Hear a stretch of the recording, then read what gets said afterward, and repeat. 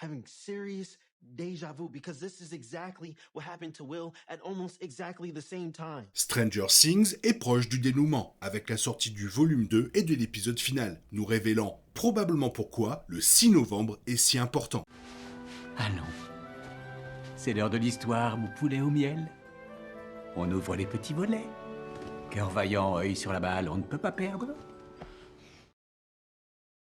Cette saison 5 a déjà révélé plusieurs éléments intrigants, tandis que le plan machiavélique de Vecna est dévoilé. Elle explore également plus en profondeur certains mystères préexistants du monde à l'envers, modifiant au passage un aspect clé des origines de Vecna. Lorsque la série a révélé le passé de Vecna, Henry Creel, dans la saison 4, elle a également confirmé que le nouveau méchant avait secrètement collaboré avec l'autre ennemi de la série, le flagelleur mental, depuis le début. Le récit de Henry laissait entendre que les deux étaient des partenaires égaux, unis par un objectif commun, détruire Hawkins et 11. Toutefois, la pièce de théâtre préquelle Stranger Things The First Shadow suggérait que la réalité était très différente. De ce fait, la saison 5 semble privilégier cette interprétation alternative de la relation entre Henry et le flagelleur mental, en dévoilant un nouvel indice avec la date du 6 novembre.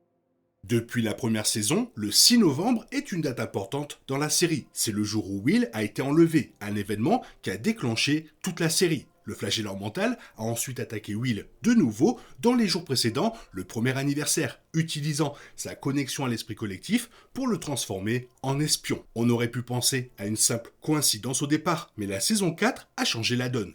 La saison 4 a révélé que le monde à l'envers était bloqué le 6 novembre 1983, jour de la disparition de Will. Cette révélation a autant déconcerté les fans que les personnages, et la saison 5 n'a toujours pas levé le voile sur ce mystère. Néanmoins, il est clair que le 6 novembre revêt une importance encore plus grande que ce que le public imaginait. La saison 5 a encore épaissi le mystère. Les événements du volume 1 se déroulent juste avant le 4e anniversaire de la disparition de Will, Vecna enlevant d'abord Holly Wheeler, puis d'autres enfants. Comme le souligne Lucas, il ne s'agit probablement pas d'une coïncidence, mais le groupe ne dispose pas encore de suffisamment d'informations pour comprendre ce qui rend le 6 novembre si particulier. Cela dit, les spectateurs possèdent une pièce essentielle du puzzle que la plupart des personnages ignorent encore.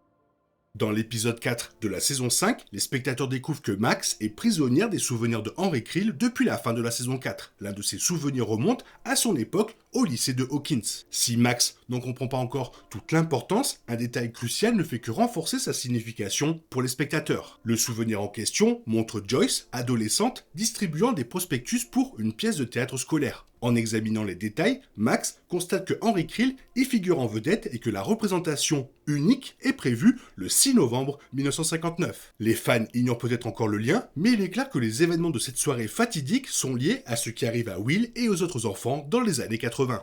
Bien sûr, les fans ayant entendu parler de Stranger Things The First Shadow comprendront mieux ce lien. Dans la pièce de théâtre, on apprend que Henry a tué sa mère et sa sœur le soir même de la représentation. On découvre également qu'il était sous l'influence du flagelleur mental à ce moment-là. Contrairement à la saison 4, qui laissait entendre que Henry avait agi de son plein gré et que tout s'était passé en mars. Avec le premier épisode de la saison 5, confirmant que Vecna était bien à l'origine de l'enlèvement de Will dans la saison 1, les parallèles entre le jeune Henry et Will deviennent plus évidents. Les deux garçons ont succombé à l'influence d'un monstre interdimensionnel malveillant début novembre. Les fans de Stranger Things ignorent encore pourquoi à cette période de l'année, mais le fait que cette date revête une signification si personnelle pour Henry pourrait éclairer ses actes.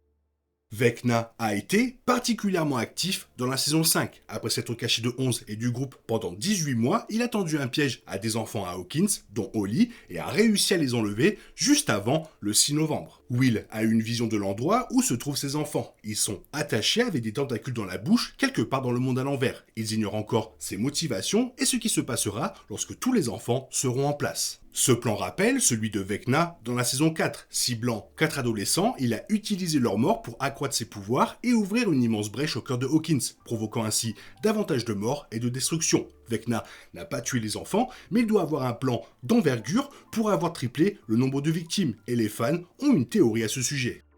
L'idée des trous de verre est déjà revenue à plusieurs reprises dans la saison 5. Dans l'épisode 1, Mac explique le personnage de Donjons et Dragons qu'il a créé pour sa petite sœur, Holly l'héroïque, et mentionne qu'elle peut lancer le sort de porte dimensionnelle, ce qui lui permet de voyager partout où elle peut visualisée. Ce concept est également évoqué lors du cours de sciences de Scott Clark dans l'épisode 3, lorsqu'il explique que tous les trous de verre pourraient théoriquement permettre de voyager entre différents lieux, dimensions et même époques. Depuis son apparition dans la saison 4, Vecna est étroitement lié au temps. Il obligeait ses victimes à voir l'horloge de grand-père de la maison familiale qui sonnait toujours 4 fois. Henry déplorait également l'artificialité des mesures du temps, y voyant une tentative de l'humanité de perturber l'ordre naturel, avec désormais 12 victimes, soit autant d'heures sur un cadran, et une montre de poche dissimulée sous son déguisement de Monsieur Quiproquo. Certains fans pensent qu'il tente de créer un nouveau portail temporel. Si cela s'avère vrai, on peut se demander à quelle période Vecna compte se rendre si son plan réussit. La réponse la plus probable serait un autre 6 novembre, peut-être la nuit